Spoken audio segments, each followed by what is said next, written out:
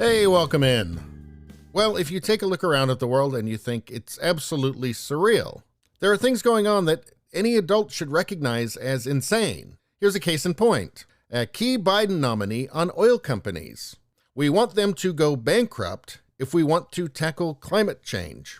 So I think it's important to remind people that when you go to the grocery store and you see all that food on the shelves, okay, it doesn't just grow there on the shelf, okay? It has to be delivered there. In fact, the food has to be grown and it has to be processed and it has to be delivered.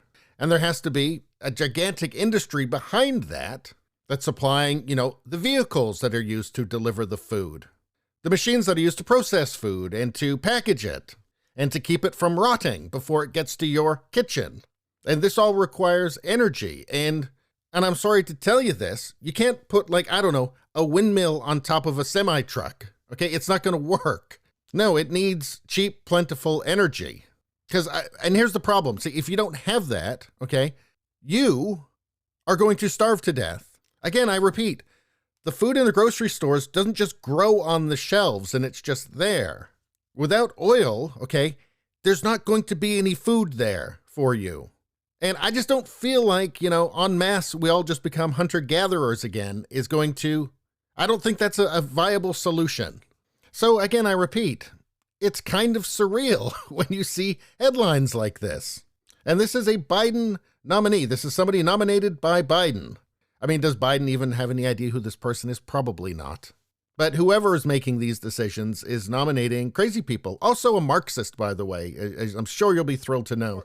Let's see. This woman, Omarova, Democrat President Joe Biden's Marxist-friendly nominee to lead the office of the Comptroller of the Currency.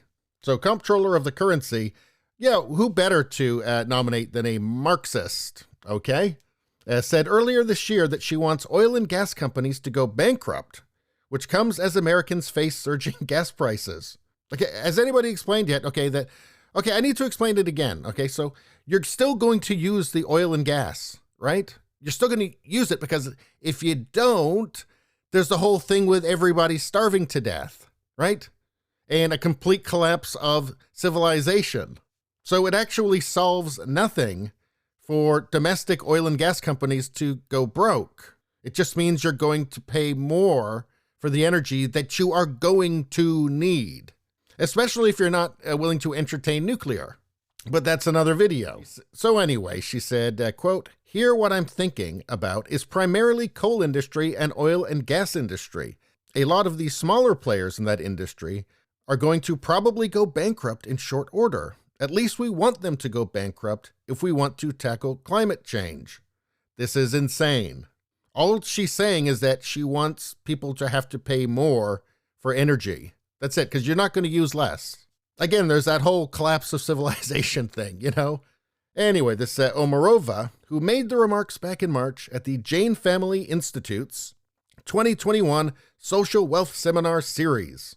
And she later said that the economic fallout and number of job losses that would ensue would be too much for the U.S., saying, "We cannot afford it."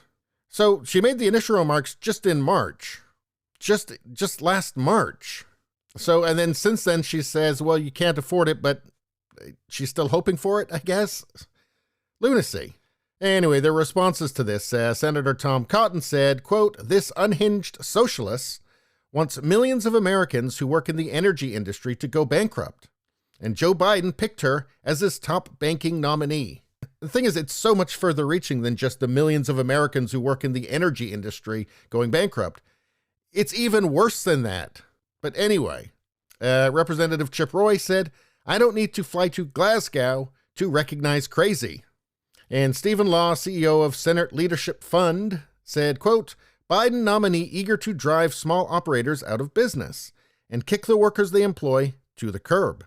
If we don't stop them, Americans will pay dearly for their rigid ideology." So I mentioned that she's a Marxist, right? Omarova, who holds far-left views, refuses to turn over her thesis on Marxism while she was a student at Moscow State University. I'm going to guess she's for it. Anyway, a Fox Business reported Omarova was born in the Soviet Union in what is now called Kazakhstan and graduated from Moscow State University in 1989. Geez, you'd think that there might have been some stuff that had happened that might make her question her Marxism, but okay.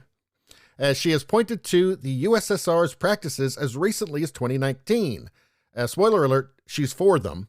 When she tweeted about the gender pay gap, citing the USSR as a better model. Yes, everybody being desperately poor. I mean, never mind the gender wage gap is nonsense anyway. It turns out when you just break it down to people's choices, that explains any discrepancy. But it is true, though, that when everybody's really poor, there's no pay gap, right? So it doesn't matter how hard you work or if you're ambitious, whatever. No, it doesn't matter. You're just going to be desperately poor.